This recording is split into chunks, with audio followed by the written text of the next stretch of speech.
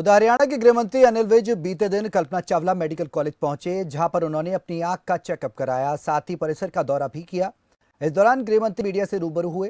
गृह मंत्री बोले कि लोगों को पता है कि काम करने वाली सरकार बीजेपी है। तो वहीं बंगाल हिंसा पर भी विज ने टिप्पणी की। मीडिया से बातचीत के दौरान उन्होंने दिल्ली के सीएम अरविंद केजरीवाल पर भी निशाना साधा। तो लोगों के मन में ये बात घर कर गई, काम करने वाली सरकारें भारतीय जनता पार्टी की है और इसीलिए 4 प्रदेशों में भारतीय जनता पार्टी की सरकार बनी है। नहीं, बंगाल तो लगातार हिंसा का घर बनता जा रहा है। अब ये प्रजातंत्र का ये अर्थ तो कतई नहीं हो सकता। कोई पार्टी हो, कोई सरकार हो, उसको लोगों के जीवन की रक्षा करनी है। इस चीज़ को बिल्कुल नज़रअंदाज करते हुए कि कौन है, किस पार्टी का है, किस क्षेत्र का है, किस दल का है, अब ये बार बार वहाँ पर हो रहा है, ये इस पर चिंतनीय बात यार।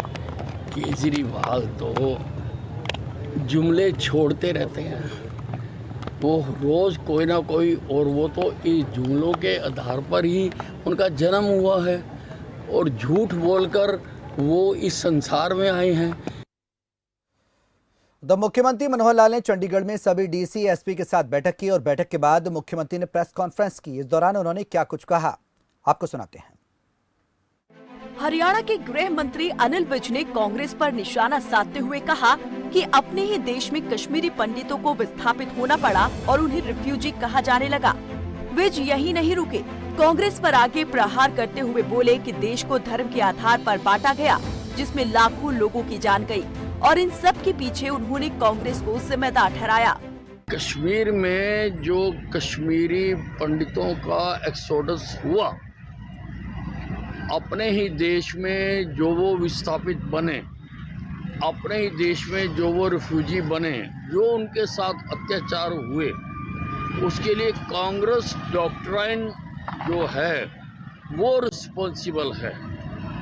अपने ही देश में जो भिन्न भिन्न प्रदेशों में आतंकवादी समूह खड़े हुए, उसके लिए भी कांग्रेस जो डॉक्ट्राइन है वो रिस्पॉन्सिबल है।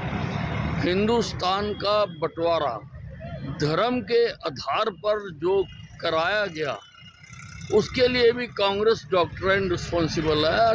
कुछ ही मिनटों की बातचीत में गृह मंत्री ने कांग्रेस की पोल खोल कर रख दी। उन्होंने कहा कि आजादी के इतने साल बाद तक सत्ता में रहने के बावजूद आम जनता को परेशानियों का सामना करना पड़ा था। पानीपत से खबर फास्ट के लिए राकेश भयाना की रिपोर्ट।